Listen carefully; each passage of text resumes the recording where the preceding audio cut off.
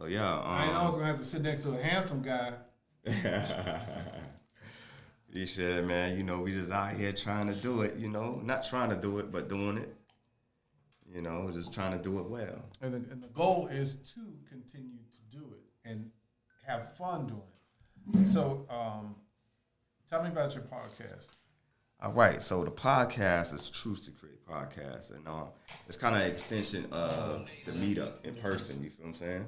Okay. Like, you remember how we always do the monthly meetup every third Wednesday, and then in that little time period where we had to go virtual, you did Zoom, you led a discussion on Zoom.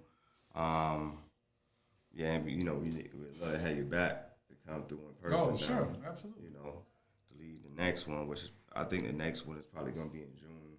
Okay. I mean, we do it every month, but the next open spot is in June. Okay. So that's always available for you if you want to come through and speak on, like, you know, educate the group on whatever topic you want to talk about. Lighting been a big one that's been coming around and stuff like that. But yeah, so that's what it is. It's like the extension of the monthly meetup where we meet up and we talk about different subjects. But this on Truth to Create here, it's like kind of we just talking about with business owners, what it took to start. How did you develop your eye? When did you fall in love with photography? What was that first photo shoot or that video? Like for me, I know exactly my video that, I know my photo shoot that I hit too. My first photo shoot was 2008, you know? So I can remember when I did my first photo shoot. I can remember when I did my first event.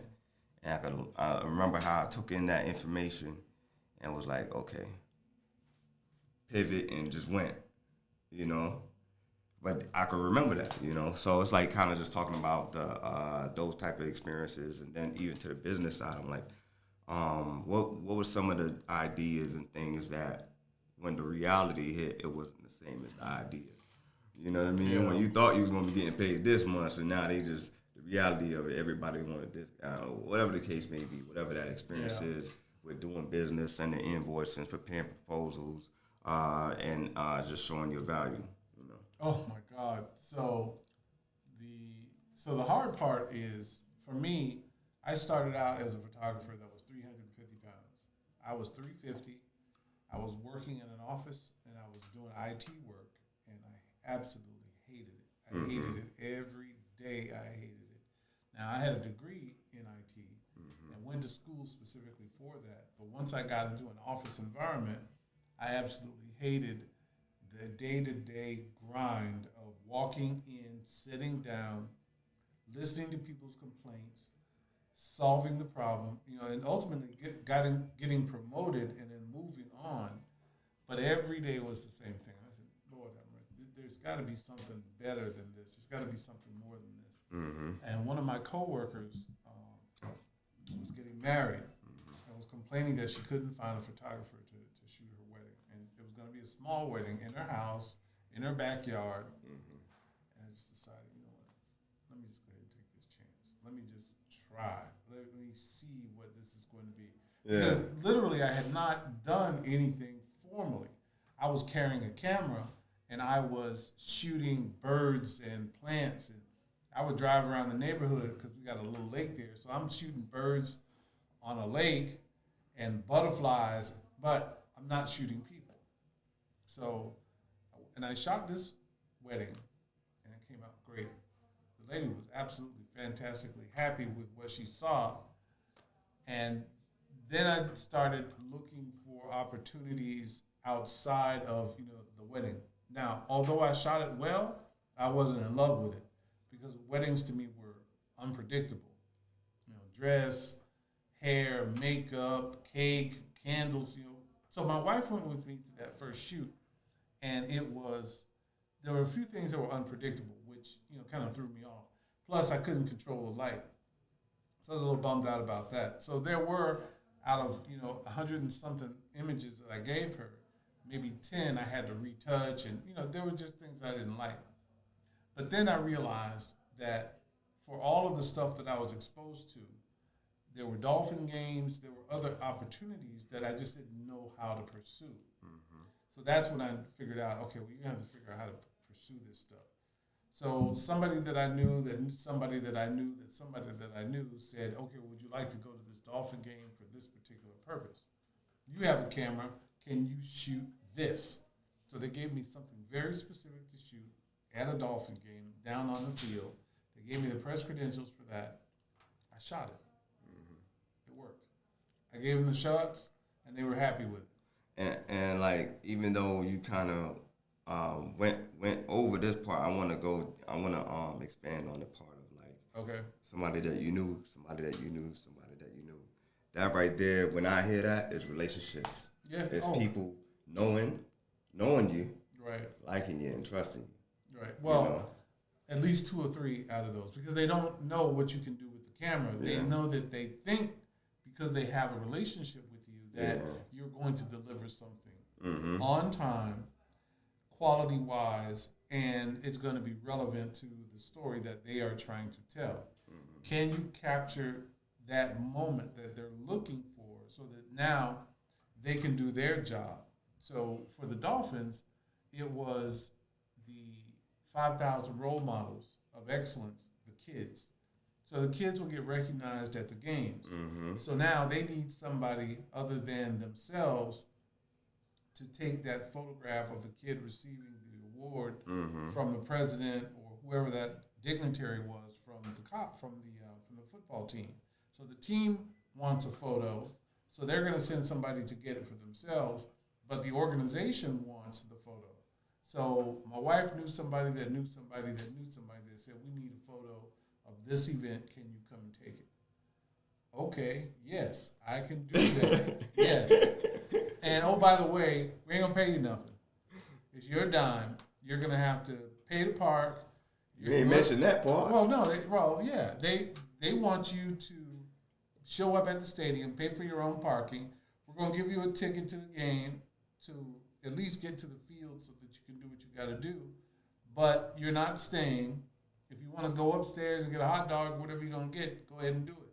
But the goal was to get that photo at that moment on the field. And what you realize on that relationship part is you have to ask for what you want. You now have to, because they're thinking about it from one perspective, you're thinking about it from a different perspective. Okay, now that I've been on the field, can I stay? Can I shoot part of this game? The answer is no, you can't. Okay, but if I wanted to, could I? No, you can't.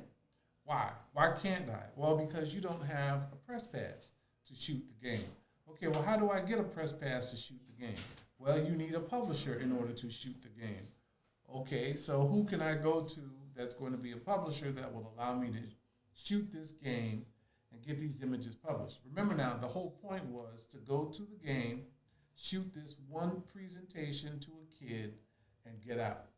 So now you have to have the initiative to decide, okay, where do I want to go from here? And that's what I had to do.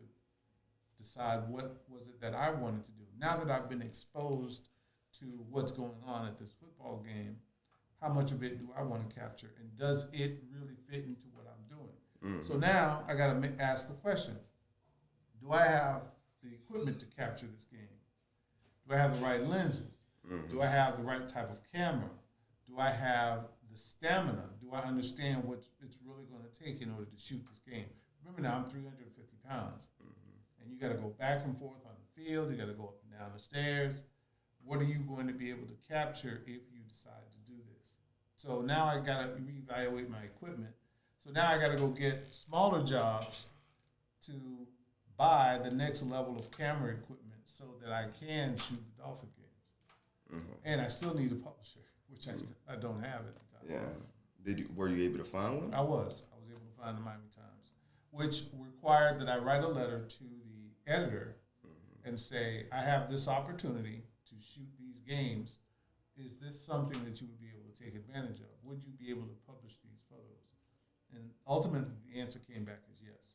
So you go from a relationship to the next relationship to the next relationship, which create the path to get access to the image, capture the image, and now publish the image. Makes sense. During that journey, did they ever ask you what kind of camera gear you have? No, they just wanted to see the shots. They didn't ask me what the camera equipment was. They just said, let me see the shots. Okay, so that goes to like what a lot of people always is going crazy with cameras. Yes, yes, you need to get the camera to get the shot that you need to get, right? And Right. the lens that you need to get the shot that you need to get. But you don't necessarily need that in order to get the job or to get the opportunity to. Because you got to the sideline, you got to shoot the game, and they didn't ask you once about your camera gear, but you presented yourself.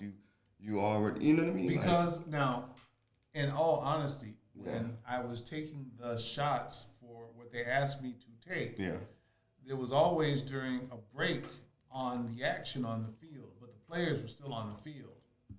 And or if by chance we were walking off the field and I stopped and I happened to turn around and capture some action on the field with the camera equipment that I had, I made sure that it was a great photo. So at the most, I was probably at a 24 to 70 lens, but I waited until the play came toward me so that I could fill the frame with action, and you could see uniforms and you could see numbers. So those are the shots that I use to go to. How did you know how to capture? So, like, from you doing that first wedding to you shooting that game, like, how far of a gap is that? Like, because, like, to be able to know the weight, to the patience, a lot of things with, especially event photography, you have to have, like, patience and anticipate what's going to be happening. So you have to be patient enough to sit and know that some action is going to be coming this way. I just have to be patient enough to wait. And then once that moment comes. So, like, God takes care of babies and fools. Yeah. So, because I played football, I understood defense and I understood offense. Okay. And I knew that the Dolphins were on offense. Yeah. And I knew that if they were on this particular hash or that particular hash, it was going to be a run play, and it's most likely going to be something where they pitched it, and or it was going to be some kind of a dive play where they were going to run through the line, which meant that everybody's going to stand up. So, babies and fools, God takes care of you whether you know it or not. So he gives you the tools that you need in order to be successful, whether you understand that or not. So my mother made sure that I understood music, theater, and football. Now, she didn't make sure I understood. I'm not saying this the right way. I played football, so I understood what football was. Mm-hmm. And I understood what plays were. And I understood that if I stand at this spot just long enough, something is going to come in my direction. Mm-hmm. So all I needed to be able to do was to manage the time expectation between when they said, okay, we got the shot with the kid, get off the field, and the next play was going to take place. Mm-hmm. So that's all I really needed to do was just manage that small amount of time between then and now and get the shot and then run off the field. Yeah. And did I know how to do that between the time that I did the wedding and the first time I was on the field? The answer is yes, because I asked other photographers. Mm-hmm. I asked other people that were in the business, what they knew about shooting sports. And for them, the answer to the question was, open up your aperture, make sure you've got enough light coming into the camera, but raise your shutter speed, make it as high as you can go so that you can stop motion, because they're playing the game during the day. So there's enough light, and it's not raining and it's not cloudy, so it's a beautiful lit day. All I've got to do is stop the motion on the camera. Did I say it the right way? That makes sense.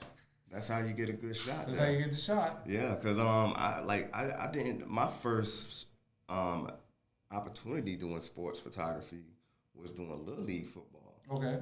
And hey, I was like, I just went out there and shot for free. I just was learning my camera, but I was really doing like a lot more events and a lot of like weddings. Okay.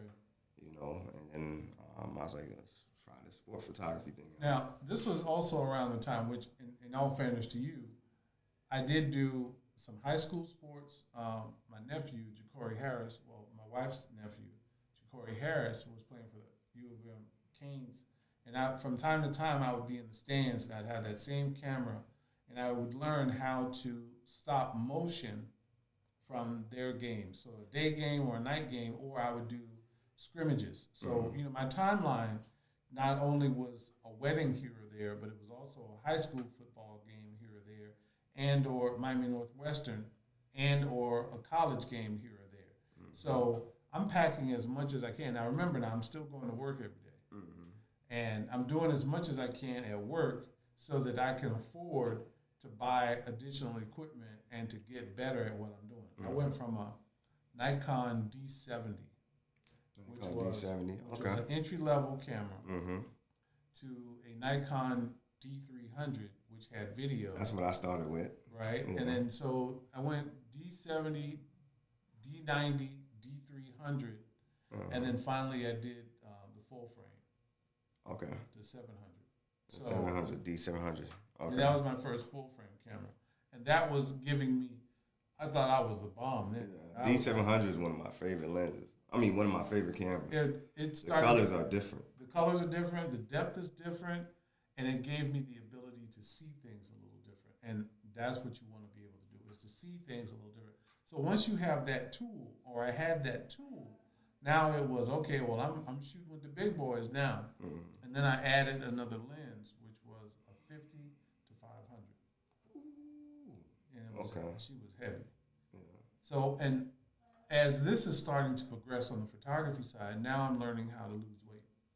Because you can't go to these games every weekend, up and down the stairs, back and forth. And now I'm also applying for different types of photography jobs. And you can't shoot, I told my wife, you can't shoot fat. It's just too much. Because now in football, you got to either be young and fit, or you got to be fat and smart. So I learned how to become both. So instead of running up and down the field, going back and forth on the sidelines, I learned how to sit in the end zone. And if you had the right kind of a lens, you're going to get offense and you're going to get defense coming at you at some point as the quarters change, as the game changes. And now you don't have to run up and down the field. But there's different types of shots that you're trying to get from the sideline versus what you're getting from the end zone. That makes a lot of sense. That makes a lot of sense, man. Shooting from the end zone, I had to learn that quick as well. Yeah. When I was doing that Little League game, I was thinking about the Little League game. So, like, I used to do back and forth on the field, and I learned real quick, man, this ain't it. The sun is out. And you're carrying equipment. I'm like, I got this 200 millimeter lens. I think I had the same setup. I started with Canon and went to Nikon. Now, that's interesting. Now, how did you make that choice? So I started with a Rebel XS, and then I got the Rebel T2i, and then I got a 1D Mark III. Okay.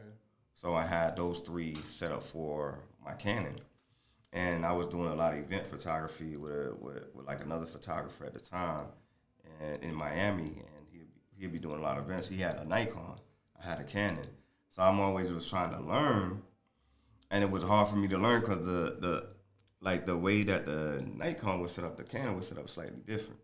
Yeah. You know, or I don't know. I just seen the colors that the Nikon was doing as well. Like Canon got really good lenses. Oh yeah. You know, Canon got really good lenses, and I like the colors as well. But the colors are like a little bit more vibrant, a little bit more richer. I would say like the Nikons are a little bit more true to like the way that you see it. It matched my head. Yeah. So and what I could do, and I try not to tell folks what camera to buy. I know that I can say to you, I like the Nikon because I think it's an easier camera to manipulate, to manage. Manually, yeah. Manually.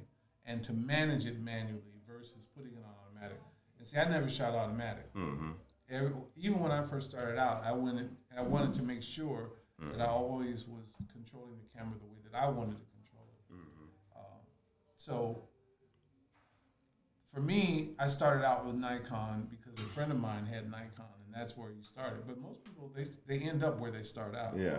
So have I ever decided to switch over to Canon? The answer is no. Have I had a chance to use Sony? The answer is yes. So I like the Sony mirrorless cameras. I like the way that they produce images, and the way that they have colors, and the way that they produce their content. But I'm still a Nikon fan. Yeah. I have bounced Nikon cameras. Yeah.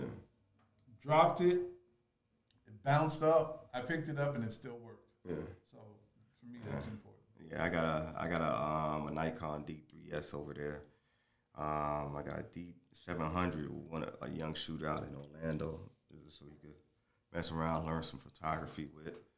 But yeah, the Nikon was that route because of the manual, the buttons on there. Okay. Like everything is like here as far as like shooting photography manually. Right. Because once I started getting good at photography, I started shooting manually, then auto. Because before I was with the Canon, I was mainly shooting auto. Right. Canon is really, man, I had a good time with Canon. It's a very smart camera. Yeah. It's an extremely smart camera. Yeah, but when I started shooting manual, I was like, I went Nikon. Yeah. I went Nikon on it because I could control everything right there. And a couple of photographers that I was looking up to and reading and studying, they had Nikons. So have you had a chance to? So I'm sorry, I was going to mention to you that over that timeline between first wedding and the Dolphin Stadium, I went through that iteration of cameras, but now I'm starting to have to change my hardware in the back end. So, and I've always been an Apple ecosystem for my systems. So I started out on PCs, but started out with PCs for business. But when Apples came out decades ago in the 80s, I went and I bought one. And I carried it to work with me every day. Yes. Even though I had a PC on my desk, I carried the Apple. So I went from, doing spreadsheets and documents to being able to do creative work. And that's the space that I really enjoyed, and that's the space where I was the most creative, in that creative space. So you're changing the back end for your computers, and you're changing the software on your computers to manage that, but also now you're changing cameras. So now I have this interesting dilemma where the Nikon Z9 is coming out, where they will allow you to do 4K and 8K video. The problem with that is you have to have the computer systems that will manage that. So now you've got to be able to have that stream of work that's going to be able to pay for that new stream of hardware, software, and video that is going to allow you to produce that type of content. So it's not just, do I want this latest, best camera? I do, but there's got to be a workflow that goes along with that. Yeah, for sure, man. And that's why I always I was like in love with 12 megapixels. Okay. So, the D700, 12 megapixels. D300, 12 megapixels. Even the D3S is 12 megapixels. When the D4, I think D4 went up to like I'm at 25. 16. So I've got a D4S, and I've got the Z7 now, Z7 II. Okay. The Z7 II is 45 megapixels. Wow. Yeah, so just about every image is 50 meg when it comes out of the camera. Yeah. So I've had to upgrade all of the systems that go along with that, so that from camera to edit, you've got to have more storage space. You need more memory in order to handle the larger file sizes. And that's something that you got to consider when buying a camera. Right. So like that's why even with my cameras right now, all of them is 24. All of them is 24. And if we're doing a project in 4K, we just had to buy a whole new hardware and a saving system to back up everything. That's right. 32 terabytes. That's right. On a good day, you got to have 32 terabytes just to suck in that video. Yeah. So now if you're doing a 1 minute, 3 minute, 5 minute project, you've got enough coverage. But if somebody says to you, I want to do a 2-hour feature film, you're going to have to go out and you're going to have to expand your storage capabilities. Yeah. And that is a part of the process that we all have to go through. Anybody can give you a new piece of hardware, but the problem is, are you able to use that workflow to get that content out of the camera, get it edited, and then be able to present it somewhere? Yeah. That workflow is important because that's turnaround time. That's how you're going to be able to deliver the end product. It's not just showing up and doing the job. Like I always say, like you got to be professional and you got to be professional and personable. You got to be personable enough for people to like you. You got to be personal enough to get the photo that you want. 'Cause a lot of times you have to prompt people to get the actual photo that you want. Yeah. Unless it's just all documentation, then it's cool. You can just document. But a lot of times you have to prompt and do little activities to get people. So you got to be personable in that sense, or even just dealing with the client. They got to like you. But you got to be professional enough that they going to trust you and they going to listen to you when you're giving them direction. Yes, sir. And I started working with 3 different PR agencies that would carry me into the room to get the images the lifestyle images out of their clients. So if their client was an attorney, they would set up the scenarios where the attorney is behind a desk, behind outside, whatever that photo shoot was. But now it's up to me to capture whatever their vision is so that they can do the lifestyle shots and design their content for the client. But it's up to the photographer to get that image out of their client and back. And you can't go in there like a moron. You've got to really be that person that they need you to be. Otherwise, they won't bring you back. And I've been very fortunate. Yeah. And that just speaks to that level of them trusting you to capture that moment for them. You know what I mean? Like, they trust you to be able to just, like, go in there, get the shot. Go in there, get the shot. So the hard part, what I've been able to do is just say to the client, okay, what is it that you're trying to achieve? So some of this, and I'm trying to prompt myself to know what to say. So that's live. That's a live performance. That's me just deciding that I'm going to go. So my parents were in Homestead. They live in Homestead. And it's hard to drive through Homestead and not see migrant workers working and doing what they do out in the fields. And I just saw how beautiful that. My grandparents were farmers. So you see somebody out in the fields, you're going to take pictures of it. Now, that was a D700, and they just happened to be out there picking green beans that day. And that's what I came up with. So for me, it's how do you see something, grab that content, and now what's the idea behind it? The idea is to be able to show it to someone so that they can see what you saw and understand it in the context that you saw it in. We don't see people picking green beans every day. But personally, I understand what picking green beans is all about. I understand what picking cotton is all about because I've done it. I understand what picking watermelons is all about because I've done it. So to capture that image is something that now, when you capture it, it's going to sit in your library forever. However, somebody's going to call you one day and say, hey, do you have a photograph of somebody picking some beans? Yes, I do. And that image was published in the Times because they were doing a story on agriculture and migrant workers. So how do you coordinate going down to Homestead, getting that? Well, you can't. But if wherever you are in the process, you've got your camera with you, which I normally carry, by the way. You've got your camera with you. You're at a space. Stop, get the shots, and just follow that lead. Because you never know what you're going to need for stock photography, which you hadn't asked me yet, but I was going to mention it. Oh, yeah. Stock photography, I haven't gotten into it. But that's what I need to be doing. But it's like, really like how you were saying, like understanding the market for it, understanding what the market wants, and just keeping an open mind and open eye to it's opportunity to take pictures like all day. I will go to nurseries to get bee photos, to get hummingbird photos, photos of birds. I will still do that. So if my wife looks at me and says, where are you going? I said, I'm going to the beach. She knows it's not to get just photos of the water. It's to get photos of pelicans, seagulls, tortoise that are nesting tortoises. So you go there with the idea that you're going to get something that you can just drop into your library. And whatever's in your library is yours. You don't need a model release for it. Anybody can call you up one day and say, look, do you have photographs of Fort Lauderdale Beach? The answer is, yes, I do. What you want? You want noon? You want morning? You want evening? What do you want? Now, that alone just makes me want to go out and create some stuff, because even just shooting the same thing, it could be the beach. Everybody going to shoot it differently. That's right. And the sun going to be placed in a different place, and the day going to be, everything is going to be different. And not every day is a day where there's always ships. So if you understand what's happening out on the beach, you understand that there are days when the container ships are not going to be there, so your horizon is clear. And those are the days that you have. So as a photographer, you're going to plan that, and you're going to work your plan. So there's a whole lot of stuff we could talk about. Oh my God.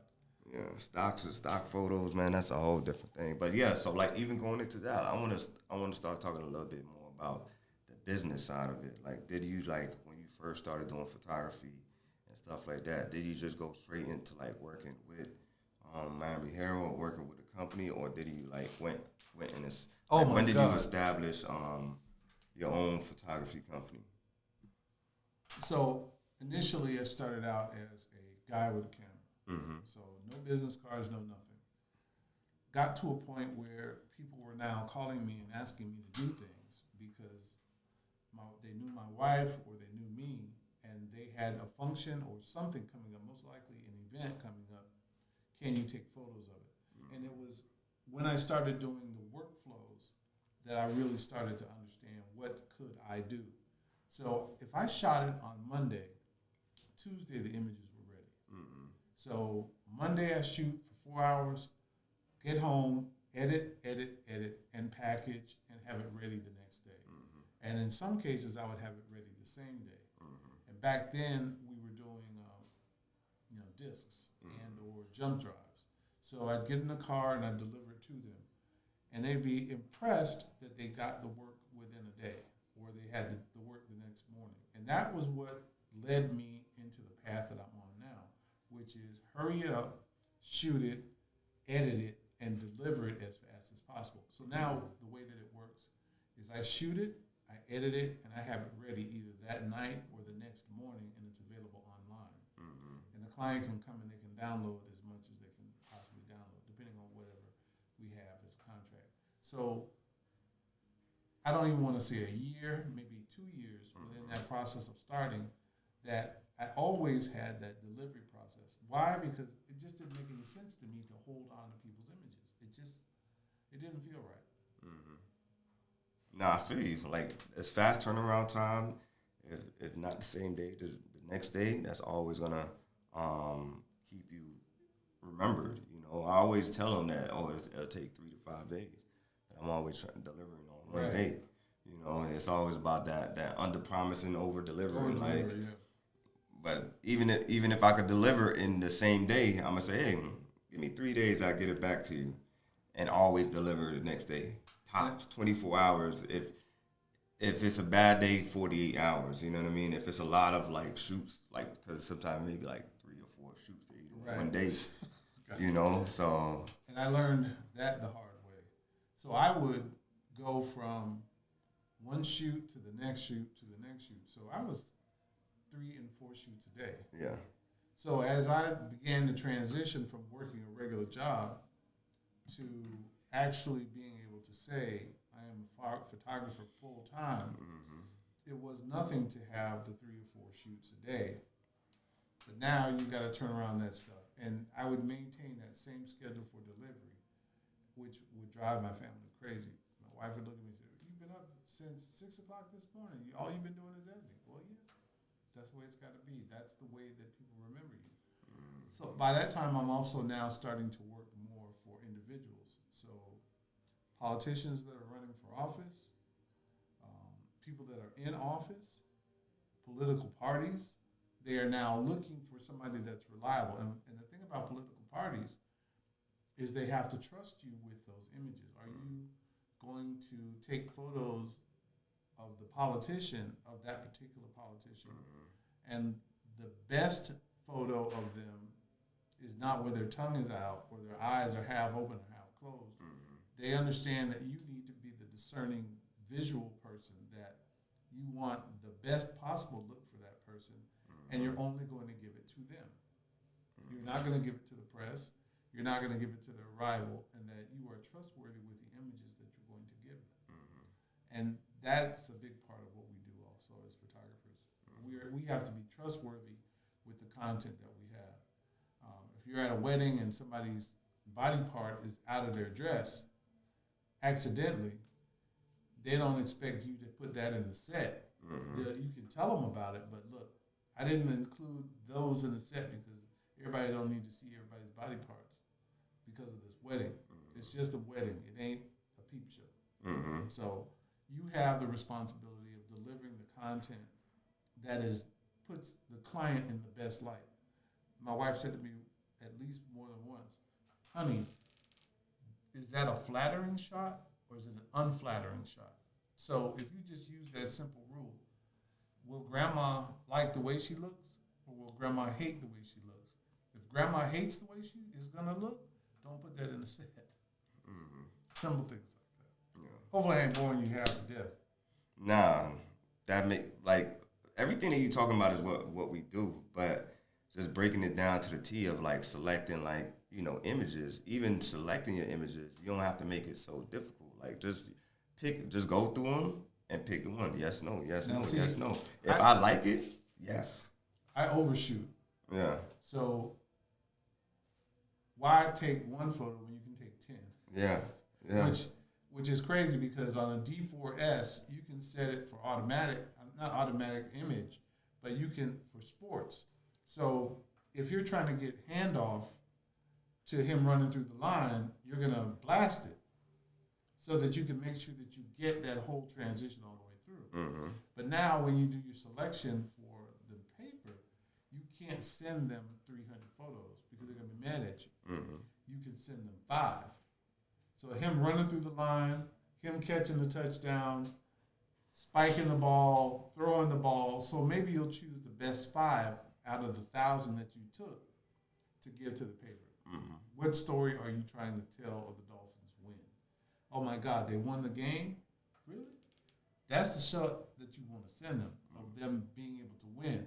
And now they will decide what photos will match the story that they're trying to tell in the written word that go along with that story. So what image tells the story or matches the story that they wrote that they want to publish?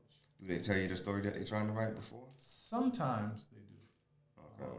But they don't always. So you gotta just like go off your own vibe and just be like, okay, I'm gonna pick out of today. So out of a full day of shooting the whole game, you only pick 10 photos out of that. Right. So you will vibe with what's happening at the game. Now, if you're lucky, so there was a game that the Dolphins recently won where Duke ran the ball several times. And at some point, they called me during the game and said, hey, look, make sure you get photos of the running back Duke. Because he's from the University of Miami, we want to make sure that we slant the story for University of Miami. So that's what they did. So they called me while the game was on, and I shot specific. Now I turn my focus toward him. So every time he got the ball, I made sure that I followed him all the way through the process.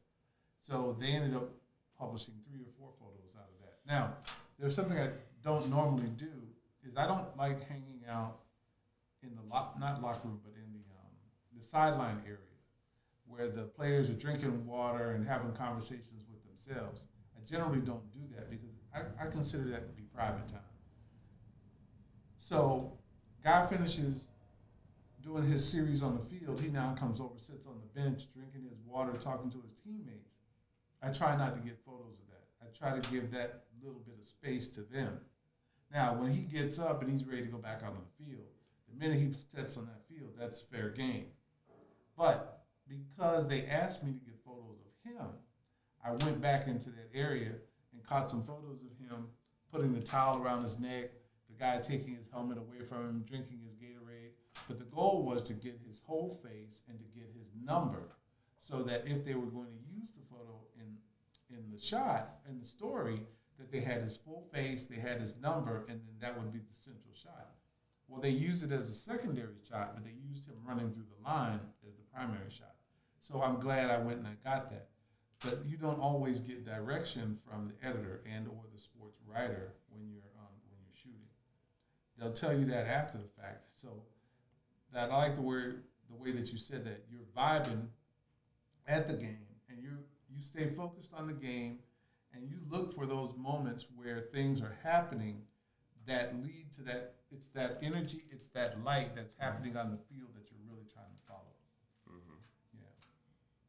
Yeah. Okay. So so with that is good communication because at least they gave you the heads up and let you know. Right. That's the story. So that was a really, really great. But you're saying a lot of times they don't give you that heads up. So you got to kind of just like use your own. Well, today is sense of the game. So today is Tuesday. Mm-hmm. The game isn't until Sunday. Mm-hmm. So I'm not going to have anything from them. But they've said to me, okay, you're going to go shoot the Dolphin game on Sunday. Okay, great. who are they playing? What are the odds of them actually winning the game? What are some of the mandatory matchups that are going to take place?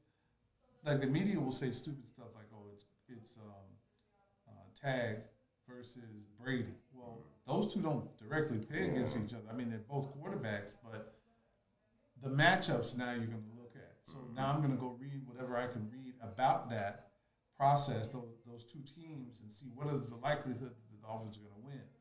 And then I'll look at offensive line versus defensive line, and I'll look for some of those magic moments to see, okay, well, where are those matchups? Because those are easy to get, especially if you're in the end zone. You're going to see a center go up against a defensive lineman, and you look at whatever those matchups are, and those will be some of the shots. Because now what you can do is you have companies called Shutterstock and Getty that if you have the right shot, you can now take that interaction between those two players, and you can submit those images to them, and they may sell on the secondary market. So you're not just shooting for the Miami Times that day. You're shooting for yourself. You're shooting for that content, that sports content, which we hadn't even had that long conversation yet. But that's somehow the way that I think about it as well. You know, what am I really shooting today? Well, I'm shooting content, but who am I shooting the content for? I'm shooting it for myself. I'm shooting it for the Times, but I also may be shooting it for Getty. I may be shooting it for Shutterstock. Okay, so you got Shutterstock, you got Getty, and then when you shooting the game, so like even when you doing like, I like talking about different ways on how to like even get those contracts, like how you get the contract with Miami, or you get the contract with Miami-Dade, and when you do that, is you doing it as representation of yourself, or you coming there as like a company, like what's the? Well, so you're going to, so as we were talking about shooting for the Miami Times, as a independent freelance photographer, I was going to them to publish the shots. Okay. Because to me, it just didn't make sense to go shoot weddings. No. That's not the only thing that happens in life. So you got weddings, you got funerals, you got relationships, because everybody's going to go through something. So what are you really trying to do? Well, I'm trying to take photos of life. So when you walk into the Times, you're writing a story, you're writing a letter saying, look, I'm a freelance guy. Do you take freelance photographers? If the answer is yes, then I want you to bring me in on stories, and I'll go and I'll shoot the content for you. And then they will pay you X amount of dollars per image in order to shoot that. So you're going in as an individual to get that particular piece of content. Now, if they like you and they like the way that you work, and there comes your timeline for delivery, you now are looking at, okay, well, how fast can I turn this content around for them? Well, the newspapers have a deadline for content. So today is Tuesday. If I had shot something for them, which I did yesterday, it needed to be in last night, it needed to be in early this morning. So you shoot Monday, you deliver Monday, you shoot Monday, you deliver Monday. But the answer to your question is, for Getty and for Shutterstock, what you have to have are the credentials. So for the Dolphins, you apply for a credential. Once you apply for it and you get it, now whatever you shoot on the field is now content that you can submit to them. The first thing they're going to ask you for is the credential that says that you had authorization to harvest that content. Once you have that authorization and you send it to them, whatever other images that you have that you're going to send to them, that's what they're going to upload to their websites. So Tom Brady did not play in the Super Bowl that was here in Miami. It was the Tampa Bay. It was, what year was that? Was that 19 or 20? It was last year. It wasn't this. The one that just came, I think they played that one in L.A. Right. The last one that was in Miami was Tom Brady. He won that one. Okay, so there was 1 year that he was not playing. They assigned me to the media tent. Not media tent, but they assigned me to the players area. So the players and their wives that weren't playing the game, they were outside of this tent. So he comes out of the tent. Jamie Foxx comes out of the tent. So now I'm taking pictures of all, and I'm paparazzi'd up. I'm, 2 cameras. tripod, the whole bit. So I'm grabbing images of celebrities coming out of that area. Those are the images that I submitted to Shutterstock. And those, because you can see his face, you can see Jamie Foxx's face, you can see Earl Campbell's face. So all of those images, because I had the credential, I could now upload to Shutterstock, and those are the images that they would now try to resell on my behalf. And were they able to? They were able to sell those images, yeah. So every time Tom Brady said, I'm going to retire, somebody went there, grabbed a hold of that photo, and they put it in their articles. So the goal is, for me, has always been to publish the images. Not just take the photo, but to publish it and have it wherever it's going to go. I've got images that have been in Belarus and in Europe, Spain, France, so Africa. So the goal is to shoot interesting content and then get that content into the hands of people that can use it. That was always the goal, always. Makes sense. Not weddings. Yeah. I feel the same way, man. Like, I went straight commercial, man. Commercial is the way to go because it's a lot of times they give you a timeline. A lot of times it's clear exactly what you need to do. It's a project. It's an idea. And I just prefer that kind of work. It's more creative. I saw the way that you work that, and it's a great way of getting things done. So you meet with the client says, this is what I'm looking for.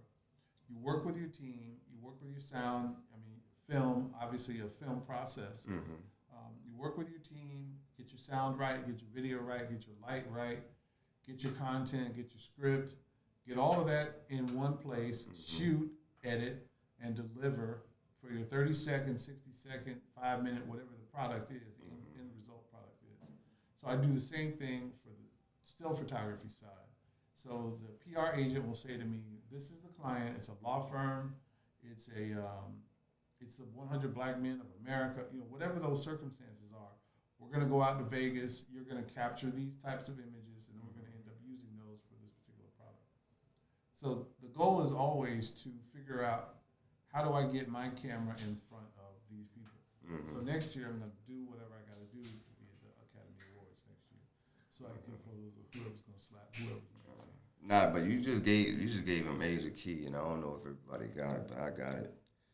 And this is how my mind works, man. I'm a simple guy. Okay. What I got from it is like, who is gonna be able to put you in those type of positions, and those are PR companies, marketing companies, the companies that's able to publish that stuff. Whether it's Getty Images, Shutterstock, it could be whatever kind of PR marketing firm. But those are the type of people you want to not only understand what they need, what type of clients they create, and just go out and shoot it.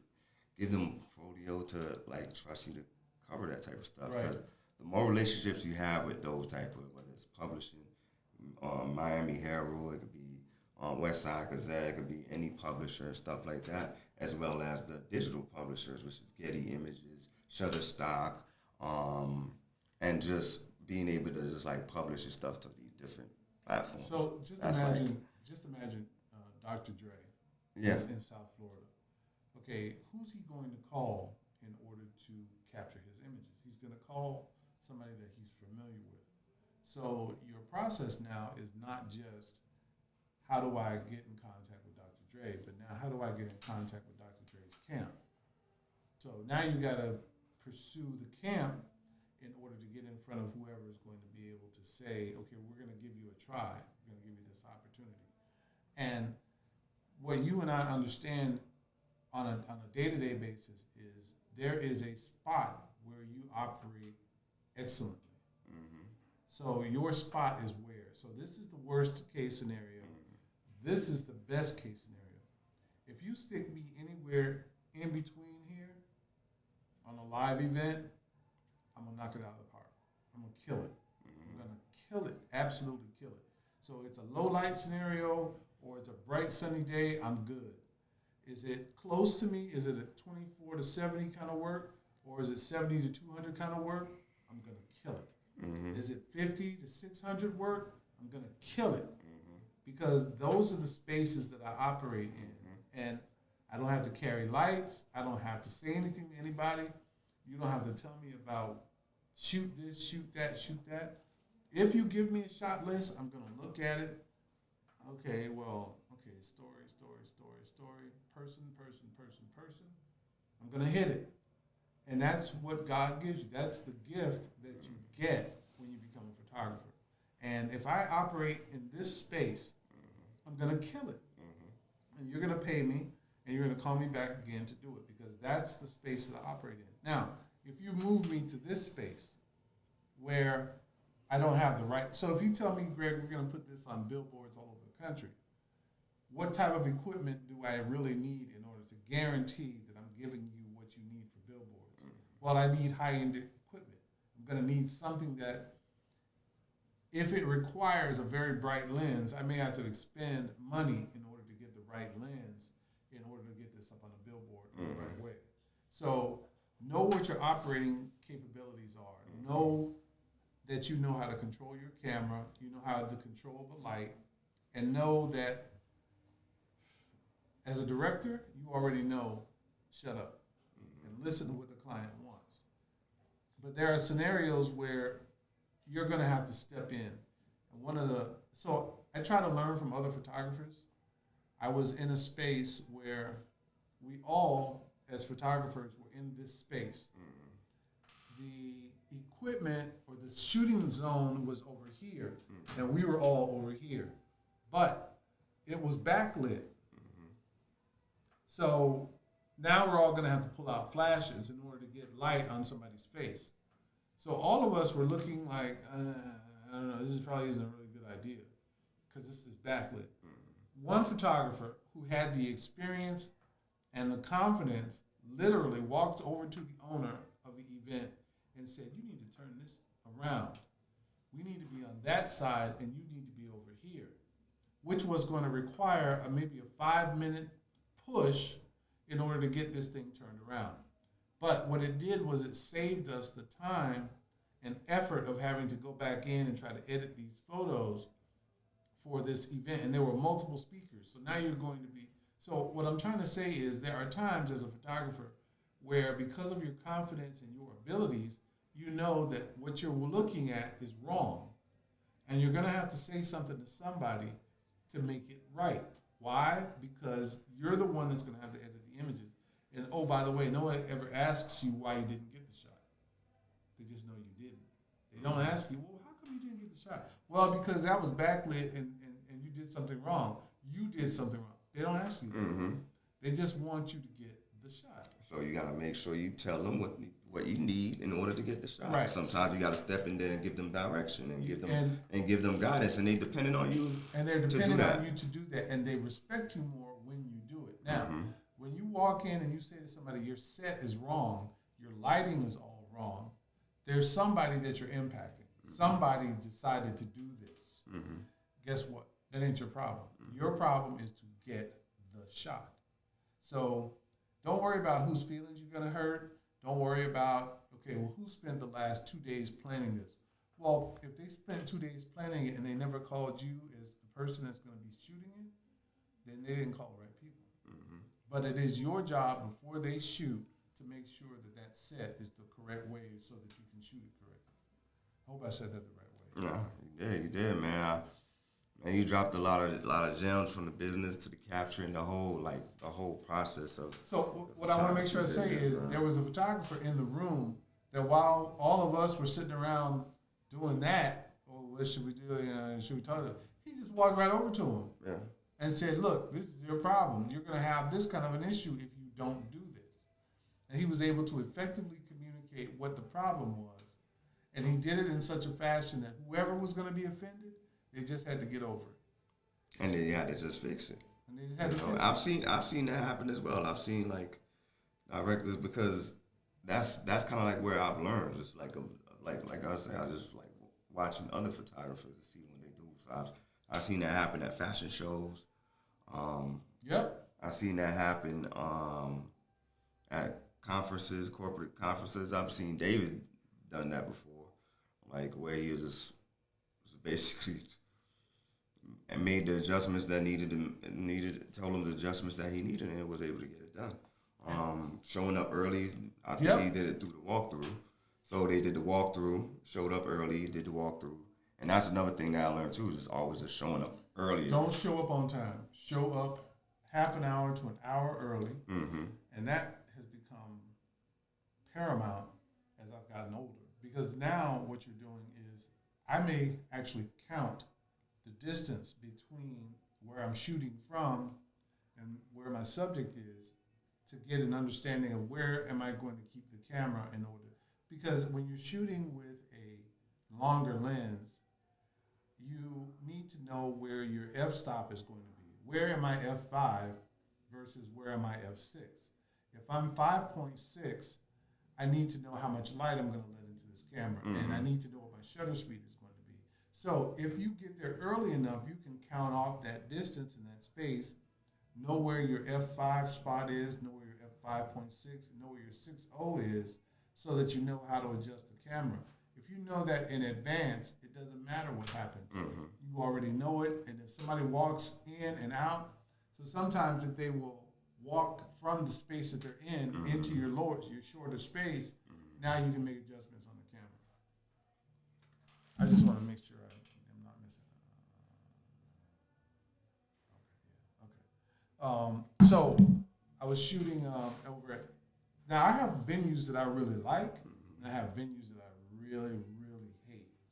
I don't like the new Hard Rock, the guitar, because their shooting position maximizes your 600.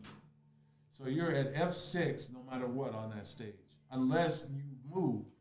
So whenever you see shows coming to Hard Rock, you need to reach out to the show producer so that you can get credentials that will allow you to move further up and or stay longer. The problem is, if you're shooting 3 songs, you don't have enough time to adjust for light. And sometimes they're playing with the lights, and that's the other thing. When you get there early, you can find out where the sound booth is and the lighting booth is, and you can talk to the lighting people, and they will tell you, okay, well, in this particular song, we're doing this, we're all red, we're all pink, we're all blue. And you can ask them a stupid question like, well, can you add more white to it? Don't bathe Wesley Snipes in all blue. It's real simple. But you don't know that if you don't get there early. Exactly. So, first song, Wesley Snipes is going to be presenting. So I saw him the other night. As dark as he is, in that maroon suit that he was in them shorts, if they bathe him in blue light, it is a nightmare because your camera is digital and your camera won't know how to interpret all that black. It's just crazy. Yeah. But that's what happens when you get there early. Get to know your sound people, get to know your video people, so that your lighting people, so that you can go in there and you can make some suggestions and or ask some questions so you know what to do. I did a wedding recently where you walked into the reception area and everything was red. They had taken out all of the white light bulbs and they replaced them with red light bulbs. They were trying to recreate a nightclub at this wedding, at this reception. Guess what happened? Everybody was in red. Everybody is bathed in this red color. And how do you get that out of your images? You can't. You have to now start playing with all of your settings in Lightroom to get people to at least be a normal color. Black people in red, purple, and blues is not a good idea. But had they told me that in advance, I would have said, okay, at least keep some white lights in. Yeah. Or turn on the house lights. So what I ended up having to do was have them turn on the house lights whenever they were doing something. That way I could get Yeah. Because then you wouldn't have been getting no speeches, no... You get them, but now everybody's red. Yeah. And you can't do that. That's... It's crazy. You can't even edit that out. You can't edit it out. It's on the eyes, it's on everything. So you sit there and you go, okay, well, what do I do? Okay, well, you know what you do is you tell them. Now you set the expectation. You tell them that what they're going to get is everything in red. So yeah, and that's what they leaning on you for, direction, you know. So that was what red is supposed to look like. I'm trying to find one at the reception. Oh, that was hurting. That was a hammer time right there.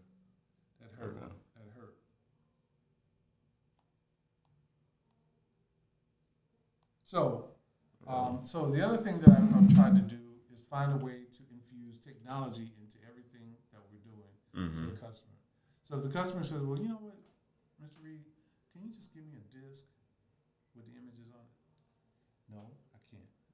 I'm not going to hook up that old DVD recorder to stick 600 megabytes on it, or 600 megabytes on a DVD to give you a disc so that you can read it back. You're going to have to upgrade your computer systems. Well, how do I do that? Okay, well, let me tell you how. Or you can go online and you can download all of those images for yourself. And that way, whoever you're going to give the images to that's going to do your website will have the ability to do that. Let's see. We doing okay? Yeah, for sure, man. I ain't talking you to death yet, have I? Nah, man. I appreciate you coming through, man, and kicking it with us, man. We got a lot of info today, you know what I mean? As far as like the whole photography process, how to go about it, how to pitch yourself to the right businesses, and that just this conversation alone just gave me some work and gave me a new way of looking at things, even with just like getting new jobs and getting more connections. Because like I always tell people, like one of the main things that's been very, very good to me is other marketing agencies, other production companies, other photographers, other video guys. That's have been like one of the best things for me. And then you mentioning marketing and PR companies, it only makes sense, right? But that alone is just like, okay, yeah.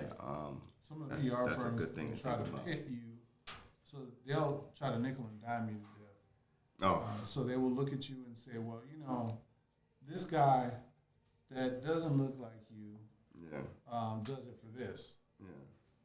Well, happy for you. I'm glad that he does it for you, but for what you asked me to do, I'm going to do it for this. Because I know what it's going to take and I know what your delivery time is. I try not to get into those little pissing matches. You asked me to do a job. Here's what the rate is. Now, have I ever adjusted my rate? The answer is yes, I have. I recently had a job where I was competing against another photographer. So I came in at $650 for 2 hours. It wasn't a huge deal. I wasn't digging ditches.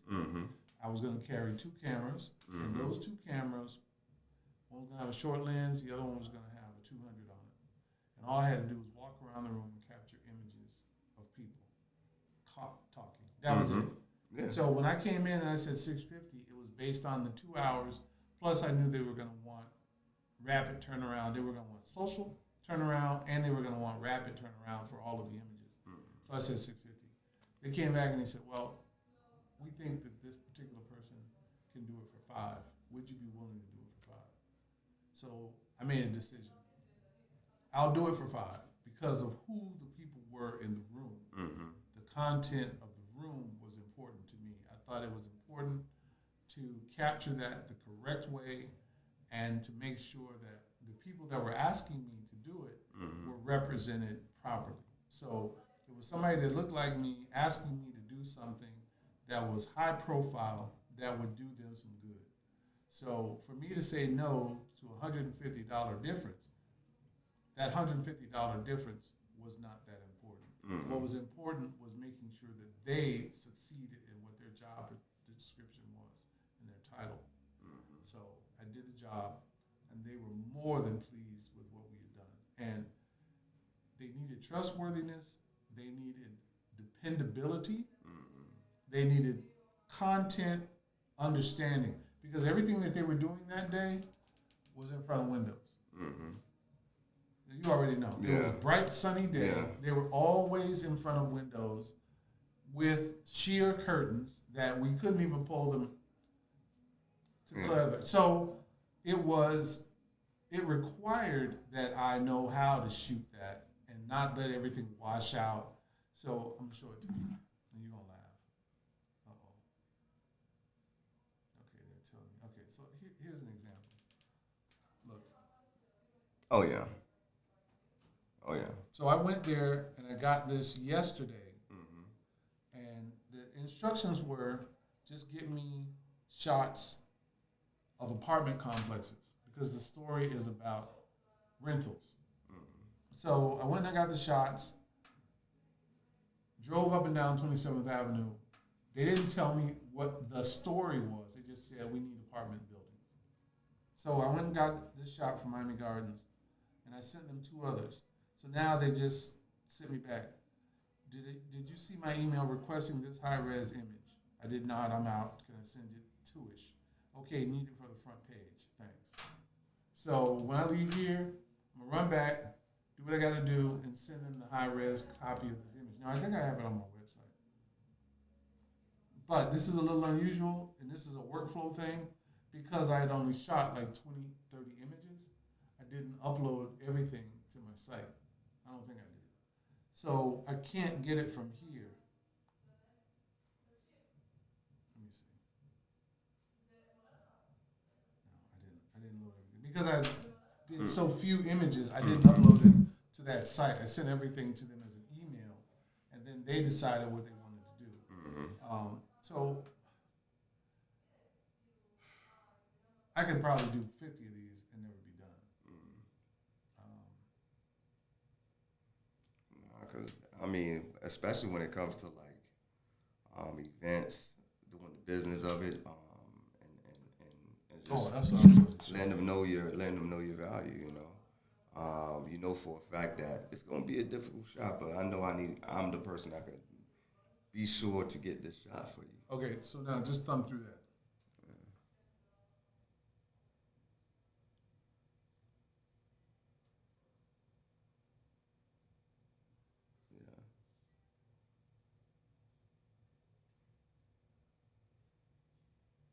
So the goal was, don't make her look bad. Consistent. Don't make her look bad. And it's a blend of everything. That's it's a like blend of everything. Nice. Pose, social. Window. Okay, window. So now you're trying to direct them, but you can't tell the speaker of the house. Can you come away from the window?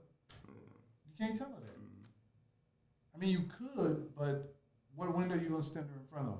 So what I tried to do was when they walked into this particular room. Okay, so we started out in this room where I could control the light, and it's got this big-ass black backdrop there. Okay, cool, no problem. But anytime that they speak, you have to have 2 flags. You got to have the state and you got to have the U.S. flag. So now they take the flag and the 2 flags out of the room, and now they move them somewhere else. And they stick them right in front of this window. And I say to them, okay, guys, don't stick them in front of the window. Stick them over here in this corner. But now I can't get the people speaking to stand in front of the corner. So now I have to wait for her to get into that space.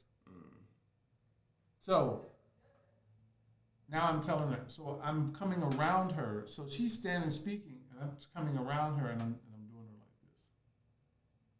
Because I know she'll respond to that, because she knows that she has to have that flag behind her. So that was 2.5 hours. Got home, edited the show. Actually, no. I finished this, and I had to go to Broward Center. I was at the Broward Center later that day. I could do this all day. Yeah, man. It's photo life, man. Truth to Create podcast. I think I'm at podcast episode 15. Been rolling. All right, so what you gonna do? You gonna cut this down into something? Yeah, we gonna. This the podcast right here. So yeah, man. Appreciate you guys. Yeah. Right, a lot of value in this one. So kicking it with George. I'm gonna send you all the links. All the links is gonna be on the episode to your website. Hopefully I gave you something to work from. Oh yeah, we got a lot to work with. You know what I mean? But yeah, we're gonna chop everything up, send it over to you. All right. You're gonna see everything when it rolls out. Cause yeah, man, it was dope, man. I don't think I'd say anything that was private. So. Oh nah, we all good. So Truth to Create, yo.